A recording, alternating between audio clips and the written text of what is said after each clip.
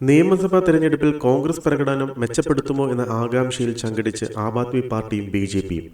കോൺഗ്രസ് പിടിക്കുന്ന വോട്ട് ഒന്നല്ലെങ്കിൽ മറ്റൊരു തരത്തിൽ ഇരു പാർട്ടികൾക്കും വിനയാകും. കാരണം കോൺഗ്രസിന്റെ വോട്ടാകും അവരുടെ ഭൂരിപക്ഷത്തെ നിർണ്ണയിക്കുന്നത്. പ്രത്യക്ഷത്തിൽ എ.എ.പിയും ബി.ജെ.പിയും തമ്മിലാണ് മത്സരമെങ്കിലും കോൺഗ്രസും നില മെച്ചപ്പെടുത്താൻ കഠിന പരിശ്രമത്തിലാണ്. ന്യൂനപക്ഷങ്ങൾ ദേശീയ തലത്തിൽ കോൺഗ്രസിനോട് കൂടുതൽ അടുത്ത സാഹചര്യത്തിൽ പാർട്ടിയെ പൂർണ്ണമായും എഴുതിത്തള്ളാനാകില്ല. എന്നാൽ ബി.ജെ.പിയെ പരാജയപ്പെടുത്താൻ ന്യൂനപക്ഷ വോട്ട് അവസാന നിമിഷം എ.എ.പിയിൽ കേന്ദ്രീകരിക്കുമോ എന്ന ആശങ്ക കോൺഗ്രസിലുമുണ്ട്. 2015-ലും 2020-ലും യഥാക്രമം 9.7, 4.3 എന്നിങ്ങനെയായിരുന്നു നിയമസഭാ തെരഞ്ഞെടുപ്പിൽ കോൺഗ്രസിന്റെ വോട്ട് ശതമാനം. ലോക്സഭാ തെരഞ്ഞെടുപ്പിൽ 18% വോട്ട് കഴിഞ്ഞ 2 തവണയും നിലനിർത്തി. ഈ ട്രെൻഡ് നിയമസഭയിലേക്കും കൊണ്ടുവരികയാണ് കോൺഗ്രസ് ലക്ഷ്യമിടുന്നത്. അതല്ലെങ്കിൽ ആ വോട്ടുകൾ എങ്ങോട്ട് പോകുമെന്നത് മറ്റു പാർട്ടികളെ കുഴയ്ക്കുന്നു. എല്ലാ അർത്ഥത്തിലും കോൺഗ്രസിനെ തളർത്തി വളർന്ന പാർട്ടിയാണ് എ.എ.പി.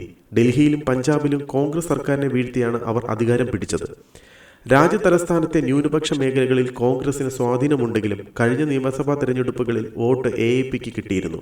ന്യൂനപക്ഷ വോട്ടുകൾ കോൺഗ്രസ് തിരിച്ചുപിടിക്കുമോ എന്ന് എ.എ.പിക്ക് ആശങ്കയുണ്ട്. 10 വർഷമായി അധികാരത്തിലുള്ള എ.എ.പി സർക്കാരിനെതിരായ ഭരണവിരുദ്ധ വികാര വോട്ടുകൾ കോൺഗ്രസിനും വിഭജിച്ചു കൊടുക്കുമോ എന്നതാണ് ബി.ജെ.പിയുടെ പ്രശ്നം.